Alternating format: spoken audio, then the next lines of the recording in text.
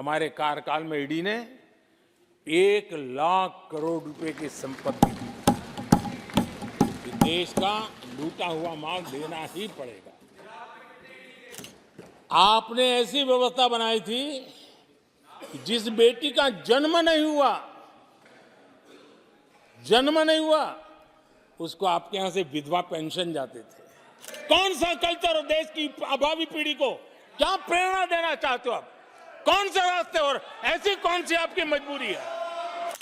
जिसको जितना जुल्म मुझ पर करना है कर ले, मेरी भ्रष्टाचार के खिलाफ लड़ाई चलती रहेगी।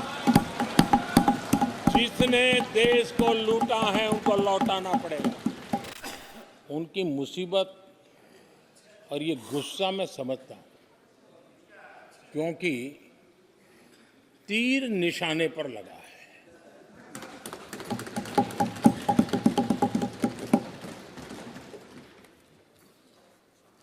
भ्रष्टाचार पर एजेंसियां एक्शन ले रही हैं,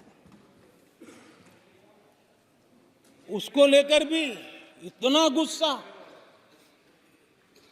क्या क्या शब्दों का प्रयोग किया जा रहा है। आदरणीय अध्यक्ष जी, 10 साल पहले हमारे सदन में, पार्लियामेंट में क्या चर्चा होती थी? सदन का पूरा समय घोटालों की चर्चा पर जाता था, भ्रष्टाचार की चर्चा पर जाता था, लगातार एक्शन की डिमांड होती थी। सदन यही मांग करता रहता था, एक्शन लो, एक्शन लो, एक्शन लो। वो कालखंड देश ने देखा है, चारों तरफ भ्रष्टाचार की खबरें रोजमर्रा। और आज जब भ्रष्टाचारियों पर एक्शन लिया जा रहा है तो लोग उनका समर्थन में हंगामा करते हैं। आदरणीय अध्यक्ष जी, इनके समय में एजेंसियों का सिर्फ और सिर्फ राजनीतिक उपयोग के लिए उपयोग किया जाता था, बाकी उनको कोई काम करने नहीं दिया जाता था। अब आप देखिए उनके कालखंड में क्या हुआ। पीएमएलए एक्ट के तहत हमने पहले के मुकाबले 2 गुने से अधिक केस दर्ज किए। कांग्रेस के समय में ईडी ने 5,000 करोड़ रुपए की संपत्ति जब्त की। हमारे कार्यकाल में ईडी ने 1 लाख करोड़ रुपए की संपत्ति की। देश का लूटा हुआ माल देना ही पड़ेगा। और जिनका इतना सारा माल पकड़ा जाता हो, नोटों के ढेर पकड़े जाते हो, और अधीर बाबू तो बंगाल से आते हैं, देखे हैं नोटों के ढेर उन्होंने तो किस किस के घर में से पकड़े जाते, किस किस राज्यों में पकड़े जाते थे। ये देश ये नोटों के ढेर देख देख करके चौंक गया है। लेकिन अब जनता को आप मूर्ख नहीं बना सकते। जनता देख रही है कि किस प्रकार से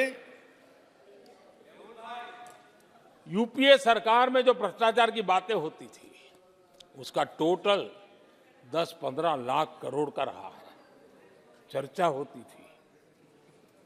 हमने लाखों करोड़ के घोटाले तो अटकाए, लेकिन उन सारे पैसों को गरीबों के काम लगा दिया, गरीबों के कल्याण के लिए। अब बिचौलियों के लिए गरीबों को लूटना बहुत मुश्किल हो गया है। Direct benefit transfer, Jan Dhan account, Aadhaar, mobile, उसकी ताकत हमने पहचानी है। 30 लाख करोड़ रुपए से ज्यादा रकम हमने लोगों के खाते में सीधी पहुंचाई। और अगर कांग्रेस के एक प्रधानमंत्री ने कहा था कि 1 रुपया भेजते हैं 15 पैसे पहुंचते हैं, अगर उस हिसाब से मैं देखूं तो हम जो 30 लाख भेजे हैं, अगर उनका जमाना होता तो कितना रुपया कहां चला जाता, इसका हिसाब लगाइए। 15% मुश्किल से लोगों के पास पहुंचता, बाकी सब कहां चला जाता। आदरणीय अध्यक्ष जी, हमने 10 करोड़ फर्जी नाम हटाए हैं। अभी लोग पूछते हैं पहले इतना आंकड़ा था, क्यों कम हुआ? आपने ऐसी व्यवस्था बनाई थी कि जिस बेटी का जन्म नहीं हुआ उसको आपके यहां से विधवा पेंशन जाते थे। और ऐसे सरकारी योजनाओं को मारने के जो रास्ते थे ना, 10 करोड़ फर्जी नाम बंद किए। ये जो परेशानी है ना इन चीजों की है, क्योंकि रोजमर्रा की काय उनकी बंद हो गई है। आदरणीय अध्यक्ष जी, हमने ये फर्जी नामों को हटाने से करीब 3 लाख करोड़ रुपया फर्जी हाथों में जाने से बचाया, गलत हाथों में जाने से बचाया। देश के टैक्स पेयर का पाई बचाना और सही काम में लगाना, इसके लिए हमने जीवन खपा रखे हैं।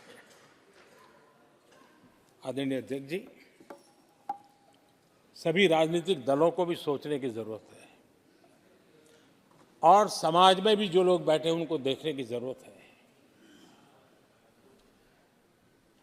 आज देश का दुर्भाग्य है, पहले तो क्लासरूम में भी कोई अगर चोरी करता था, किसी की कॉपी करता था, तो वो भी 10 दिन तक अपना मुंह किसी को दिखाता नहीं था।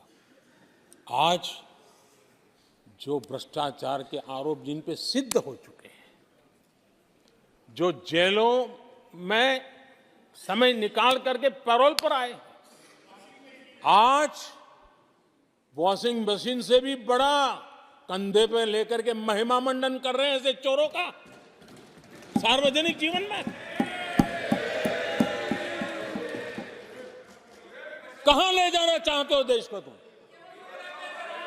जो सजा हो चुकी है, मैं ये तो समझता हूं कि आरोप जो है उनके लिए तो आप सोच सकते हैं, लेकिन जो गुनाह सिद्ध हो चुका है, जो सजा काट चुके हैं, जो सजा काट रहे हैं, ऐसे लोगों का महिमा मंडन करते हो आप? कौन सा कल्चर देश की भावी पीढ़ी को क्या प्रेरणा देना चाहते हो आप? कौन से रास्ते और ऐसी कौन सी आपकी मजबूरी है?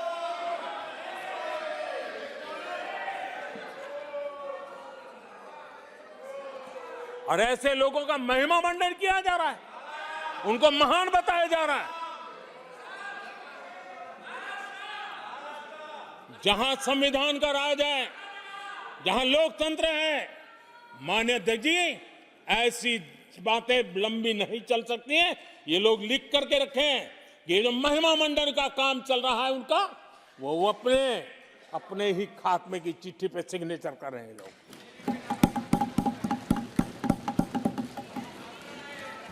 आदरणीय अध्यक्ष जी, जांच करना ये एजेंसियों का काम है।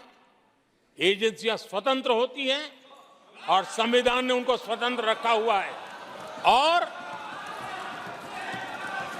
जज करने का काम न्यायाधीश का है। जज करने का काम न्यायाधीश का है और वो अपना काम कर रहे हैं। और अध्यक्ष जी, मैं इस पवित्र सदन में फिर से दोहराना चाहूंगा, जिसको जितना जुल्म मुझ पर करना है कर ले, मेरी भ्रष्टाचार के खिलाफ लड़ाई चलती रहेगी। जिसने देश को लूटा है उनको लौटाना पड़ेगा, जिन्होंने देश को लूटा है उनको लौटाना पड़ेगा। ये मैं देश को इस सदन की पवित्र जगह से वादा करता हूं।